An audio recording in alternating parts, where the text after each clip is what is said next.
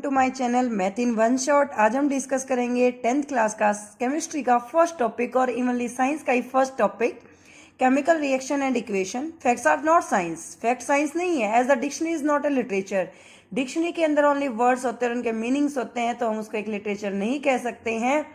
सो Martin H fishers के according chemical क्या है? जो चीज नई बन रही है, एक रिएक्ट कर रही है, डेट इज केमिकल रिएक्शन।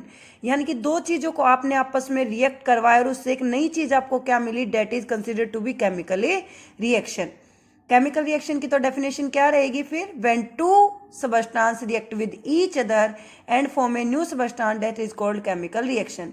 दो चीजें जब आपस में रिएक्ट करके किसी एक नई चीज की फॉर्मेशन देती हैं, हम उसको कहते हैं केमिकल रिएक्शन। इक्वेशन क्या होती है?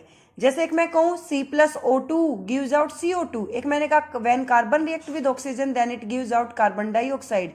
तो अगर मैं लिखूंगी C+O2 गिव्स आउट CO2, तो ये मेरी सिंबॉलिक रिप्रेजेंटेशन है, इसको मैं कहूंगी केमिकल इक्वेशन। तो हम क्या कहेंगे? The symbolic representation of a chemical reaction is called chemical equation. अब हमारे डेली लाइफ में कुछ चीजें ऐसी हैं जो केमिकल रिएक्शन को टेक प्लेस करती हैं। अगर हम गर्मियों में दूध को रूम टेम्परेचर पर छोड़ देते हैं तो वो आपका किस में कन्वर्ट हो जाएगा? कर्ड में या पनीर में चेंज हो जाएगा। तो वो भी एक आपकी एक नई चीज बनी है, और केमिकल चेंज से ही क्या आया है? Chemical reaction. दो टाइप के चेंज होते हैं हमारे पास, एक होते हैं फिजिकल और एक होते हैं केमिकल।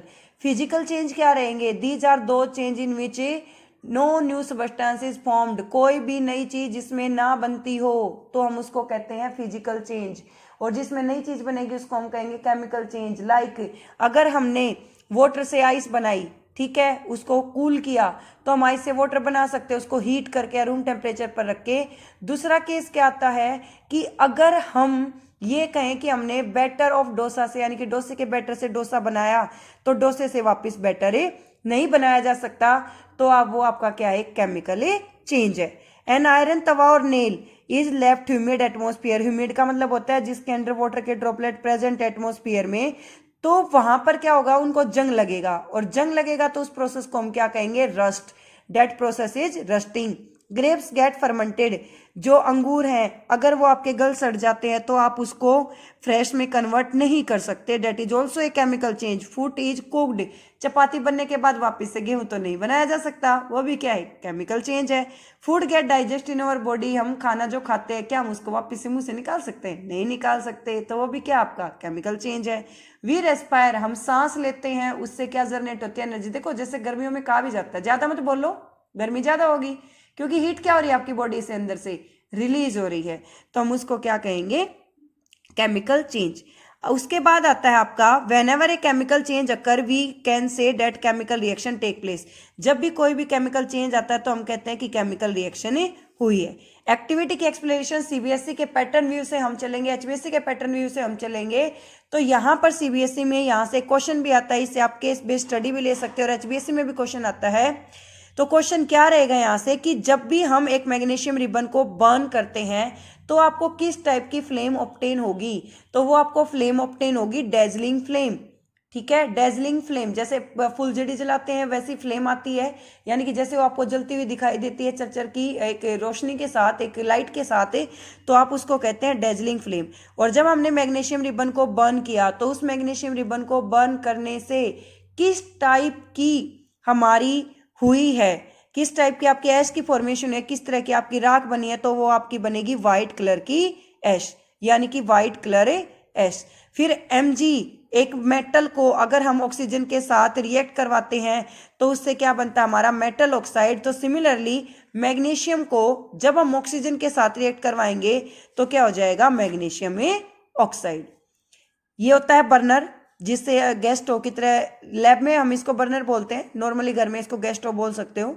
ये होते हैं टोंग्स, यानी कि चिमटा, जो नॉर्मली हम घर में बोलते हैं, साइंस लैब में बोलेंगे टोंग्स, जिसको हम पकड़ेंगे उस चीज को, ठीक है। ये होती है चाइना डिश। चाइना डिश कोई खाने की चीज नहीं होती है, एक बाउल होता है छोटा सा, और उसके अंदर हमारी एस जो है वो हमें कलेक्ट करेंगे। ये हाईलाइटेड लाइन्स हैं जो कि इंपॉर्टेंट है। एक्टिविटी 1.2 लेते हैं, take lead nitrate. Lead nitrate का फॉर्मूला होता है PbNO3 की वोल्ट वाइज। When it react with the sodium iodide, sodium iodide Ki के साथ जब आपने रिएक्ट करवाया तो इसके प्रेसिपिटेट बनेंगे, और वो प्रेसिपिटेट किस कलर के होंगे? वो प्रेसिपिटेट होंगे आपके येलो कलर के प्रेसिपिटेट। यहां से 1 मार्क का क्वेश्चन भी जनरेट होता है जनरल साइंस का। When lead nitrate react with the potassium iodide which colour precipitate are form, that are yellow colour precipitate. Activity 1.3 में हम जिंक को रिएक्ट करवा रहे हैं हाइड्रोक्लोरिक एसिड। हाइड्रोक्लोरिक एसिड का फॉर्मूला होता है HCl और सल्फ्यूरिक एसिड का फॉर्मूला होता है H2SO4। और इस सल्फ्यूरिक एसिड को हम क्या कहते हैं, king of chemical. King of chemical जो हमारा H2SO4 है, अगर वो जिंक के साथ रिएक्ट करता है तो यहाँ से हाइड्रोजन गैस जनरेट होगी और जिंक सल्फेट या फिर जिंक क्लोराइड, अगर HCl के साथ रिएक्ट करेगा तो जिंक क्लोराइड बनेगा ZnCl2। और अगर हमारा रिएक्ट करता है किसके साथ, HCl के साथ, तो वहां तो जिंक क्लोराइड बन गया और हाइड्रोजन गैस आ गई। और अगर सल्फ्यूरिक एसिड के साथ रिएक्ट करेगा तो zinc sulphate plus hydrogen gas. What are the changes that occur during a chemical reaction? एक केमिकल रिएक्शन जब होगी तो क्या क्या चेंज अक्कर हो सकती है। Change in state. Change in state कैसे हुआ, देखो पहले सूखी पुट्टी थी आपके पास जिसको हम क्विकलाइम कहते हैं, CaO कैल्शियम ऑक्साइड, उसके अंदर आपने वाटर को ऐड कर दिया यानी कि पानी मिला दिया H2O, तो क्या बना slagged lime, COH volt wise, calcium hydroxide. जो आप दीवारों पर पुट्टी करते हैं पहले वो सूखी थी, पानी मिलाया तो क्या बन गया, एक पेस्ट बन गया, उसको हम कहेंगे एक्वस। तो इसको हम कहेंगे change in state. Change in colour, रंग बदल जाता है। दूध को आप खोए के अंदर कन्वर्ट करेंगे तो उसका ब्राउन कलर हो जाएगा। इवोल्यूशन ऑफ ए गैस, जैसे मैंने यहाँ पर कहा हाइड्रोजन गैस जनरेट होगी। चेंज इन टेम्परेचर, पुट्टी के अंदर जब हम पानी को मिलाते हैं तो उसका टेम्परेचर बढ़ जाता है यानी कि वो सॉल्यूशन कैसा बन जाता है, गर्म हो जाता है। तो ये चेंजेज हैं जो आपको एक केमिकल रिएक्शन के ड्यूरिंग ऑब्टेन होते हैं। केमिकल इक्वेशन क्या है, symbolic representation of a chemical reaction that is known as chemical equation.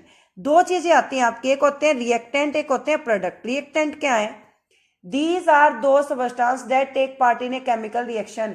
एक केमिकल रिएक्शन के अंदर जो हम कच्चे माल की तरह चीजों को यूज कर रहे हैं उसको हम क्या कहेंगे, रिएक्टेंट। और जो फाइनल हमें बनकर तैयार मिल रही है उसको हम क्या कहेंगे, प्रोडक्ट।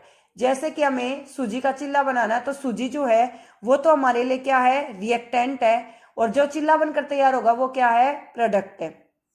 तो यहाँ पर रिएक्टेंट हमारे लेफ्ट हैंड साइड लिखे जाएंगे हमेशा, और जो प्रोडक्ट है वो हमारे राइट हैंड साइड लिखे जाएंगे। उसके बाद आता है केमिकल इक्वेशन कितने टाइप के, केमिकल इक्वेशन दो टाइप की होती है, एक होती है बैलेंस, एक होती है अनबैलेंस। बैलेंस दोनों साइड सेम सेम क्वांटिटी चले, balance number of reactant equal to number of a product, क्योंकि रिएक्टेंट और प्रोडक्ट ही है, लेफ्ट साइड में रिएक्टेंट है राइट में प्रोडक्ट है। जितनी अमाउंट में आप चीज ले रहे हो उसकी ही कुछ अमाउंट में आपको बनकर प्रिपेयर होकर तैयार होकर वो चीज मिल रही है, उसको आप क्या कह रहे हो, प्रोडक्ट कह रहे हो। और स्केलेटल केमिकल इक्वेशन या अनबैलेंस केमिकल इक्वेशन, स्केलेटल का नाम ही है अनबैलेंस, तो स्केलेटल अनबैलेंस, अनबैलेंस दो चीजें इक्वल ना हो तो इक्वल नहीं है, तो क्या इक्वल नहीं है, रिएक्टेंट और product. If number of reactant not equal to number of product तो हम क्या कहेंगे, that is skeletal chemical equation. जैसे कि मैंने ये लिया Mg+O2 MgO, ये बैलेंस नहीं है, यहाँ पर एक Mg है, यहाँ पर भी एक है, यहाँ दो ऑक्सीजन है, यहाँ एक है, तो यहाँ में कितनी बनानी है, दो, तो हम इसको 2 से कर देते हैं मल्टीप्लाई। अब यहाँ पर 2 मैग्नीशियम होगी, 2 ऑक्सीजन, तो हमें इसको भी 2 से क्या करना पड़ेगा, मल्टीप्लाई। तो यहाँ पर अब ये इक्वेशन हमारी बैलेंस है, 2 Mg यहाँ है, 2 यहाँ है, 2 2 यहाँ है, 2 यहाँ हो गई, क्योंकि यहाँ 1 है और 1 की मल्टीप्लाई 2 के साथ 2, तो हम उसको, अब ये बैलेंस है, पहले ये कहती स्केलेटन। अब किसी भी केमिकल रिएक्शन को बैलेंस करना क्यों जरूरी है, 9th क्लास में हमने पढ़ा law of conservation of mass, mass can neither be created nor be destroyed in a chemical reaction.